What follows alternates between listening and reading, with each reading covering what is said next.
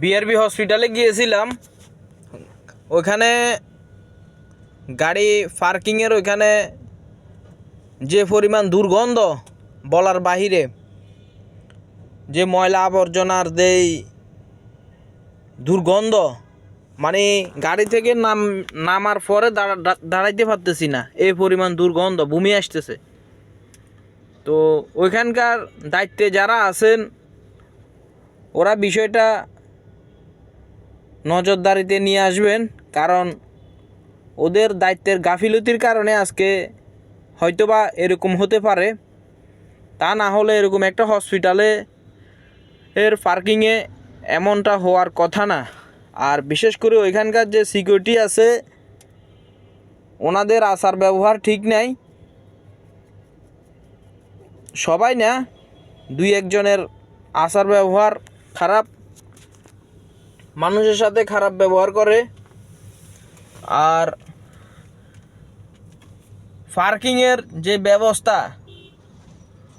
ওইখানে যেই ময়লা আবর্জনা রাখা হয় একটা রুমের ভিতরে দেখলাম, ওইখান থেকে মনে হয় এরকম দুর্গন্ধ হয়।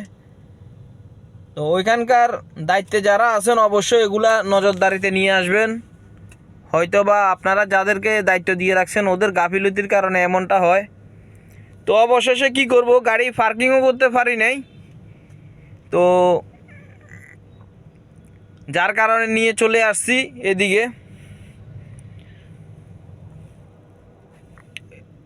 এখন ধানমন্ডির এদিকে চলে আসছি। এখন কি করা, ওইখানে পার্কিংয়ের যে অবস্থা আর সিকিউরিটি যেই ব্যবহার ওদের, মানে ওইখানে থাকার মতো না। তো বিআরবি হসপিটালের দায়িত্বে যারা আছেন অবশ্যই বিষয়গুলো নজরদারিতে নিয়ে আসবেন।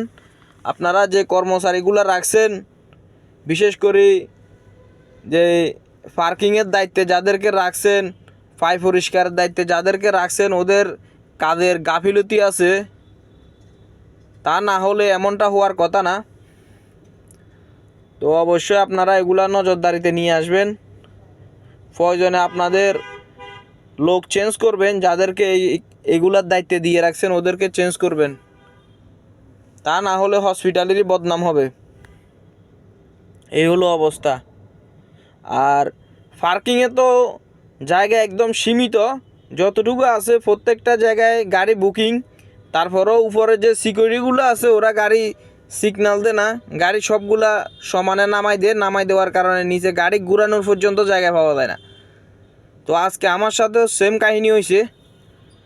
নিচে যাইয়া দেখি সম্পূর্ণ ব্লক হয়ে গেছে, প্রত্যেকটা পার্কিং ফুল থাকার পরেও ওরা গাড়ি ঢুকায়। তো ওইখানকার যে স্পেস একদম ছোট, মানে সীমিত, গাড়ি ঘুরাইতে এত কষ্ট হয়েছে বলার বাইরে।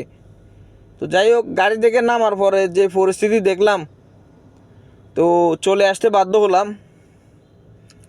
তো এখন কি আর করা, রাস্তা তো আর গাড়ি রাখা যাবে না। তো ধানমন্ডির এদিকে চলে আসলাম, আবাসিকে যে রাস্তার পাশে গাড়ি পার্কিং করছি, মেন রোডে রাখলে আবার মামলা খেতে হবে। এই হলো অবস্থা।